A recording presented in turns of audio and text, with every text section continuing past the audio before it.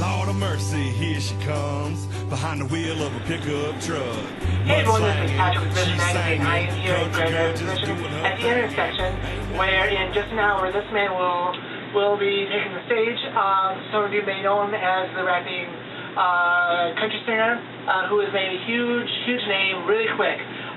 This is Colt. How are you doing, Colt? I'm good, man. How are you? Doing good. Hey, tell me a little bit about your music. It isn't the mainstream country.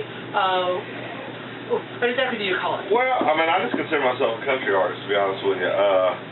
You know, truthfully, what's considered mainstream country music is not really that country. Right. If you really break it down to the essence of what country music is. So, recitation, talking records, sing-songing records, that's been around long time. You know, since really early in the 30s and stuff. So, I don't really feel like I'm doing something new. I think I'm just carrying on a tradition that's been going on for a while, and I've certainly kind of put my own twist on it, but, you know, I mean, I think that's what you should do. I mean, I'm not trying to sound like Jerry Reed or Charlie Daniels. I mean, those guys are inspirations, but I mean, you know, Hank did talking records, Johnny Cash did talking records, and, you know, there's always room. I mean, that's what makes music great, that there's different things. I mean, Taylor Swift don't sound like Dolly Parton or Loretta Lynn either, but I mean, you know, that's what it's supposed to be. You're supposed to evolve and change. I mean, you know, there's groups today that don't sound like, you know, Zach Brown Band doesn't sound like the Oak Ridge Boys. So, you know, I mean, that's what makes it cool to me. I mean, there's different kinds of groups and different kinds of songs,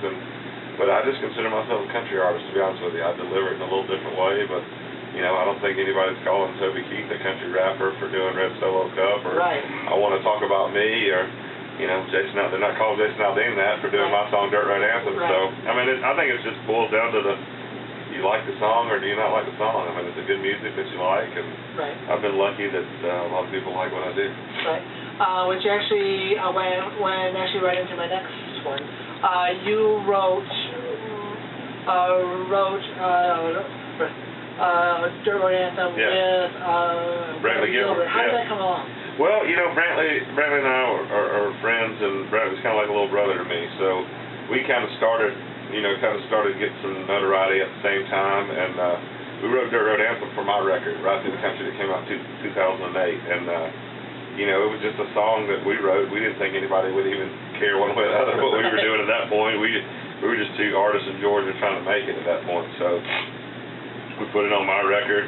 Brantley sang the chorus, and I did the verses, and it became an instant hit at our shows, and you know, before Jason cut that song, I'd already done probably 200,000 downloads of that song. So Jason was really, in 2009, Jason and I become really good friends in the music business and outside of music, and he's from Georgia as well. And I was opening up a lot for Jason when he was really Big Green Tractor and all that. He was really just starting to take off, and we would get done with the show, and he'd go, "Man, how do people know all the words to that song?" And I was like, "I don't know, man." He goes, "You know, that's crazy that they know that." And you know, it just evolved till finally he was like, "Man, I think I want to cut that song." And, you know, not to say that song was over for me, but at the end of the day, that was on a record in 2008. I mean, I wasn't going to bring it back in 2012 or 11 and put it out. So he did it, and it's been a big song in his career, you know. I mean, it's just been huge.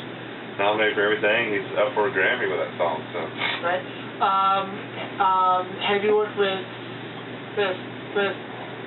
any other songwriters besides Brantley?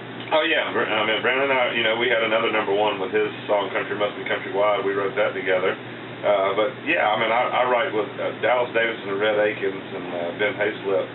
They call themselves the Peach Pickers. And I think Dallas has had 12 or 13 #1s in a row. I mean, in between Rhett and Ben and the three of them, they have had, you know, just about every song, whether it be Lady A or Blake Shelton or, you know, Honeybee was something they wrote. I mean, it just goes on and on, the list of Luke Bryan songs that Dallas has been a part of. So those guys are some of my best friends. They're all from Georgia. So Georgia's had a lot of success here lately as artists and as songwriters. And I got a new record coming out in May, and I wrote with Jeffrey Steele, and I wrote with Craig Wiseman and David Lee Murphy, and those are about three of the biggest you can possibly get. Wiseman and you know, of course, Wiseman and Jeffrey Steele have had more hits than you could shake a stick at between them. So it was a lot of fun to write with those guys, and David Lee as well. I mean, so I've written with some different people on this record, and I think it's fun to, you know, you mix it up and write some songs with different people and see what it turns out like. And I think this new record's the best record, the best group of songs I've ever had. Yeah. And now your last single came out last album came out last. In May, yeah. Last May, yeah. Yeah, April, May, yeah. Yeah. And actually there are about, I'd say about 10,000 fans in there right now. What goes when you see a packed out house? What goes in your mind? Well, I mean, for me, I haven't had a ton of, I haven't been played on the radio a ton.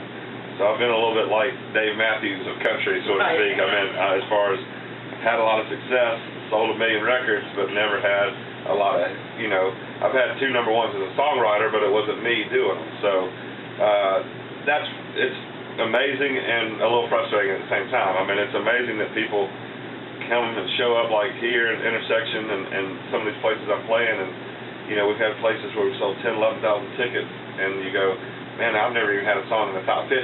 So that's amazing, but at the same time, it's frustrating too, because I go, if this many people like it, why can't you play it on the radio? Right. I mean, what's wrong with playing my song on the radio? I mean, and that's frustrating to not get some of the same opportunities that some of the other artists have, but what can there's nothing I can do about it. I make the best songs I can make and hope they'll play them. That's all I can do. I'm not going to change. I can't change. I can't. If I could sing like George Strait, that'd be awesome, but I can't. So it's just the way it is. Back in the day, Pot Farm was the place to go. Load the truck up, hit the dirt road, jump the barbed wire, spread the word, light the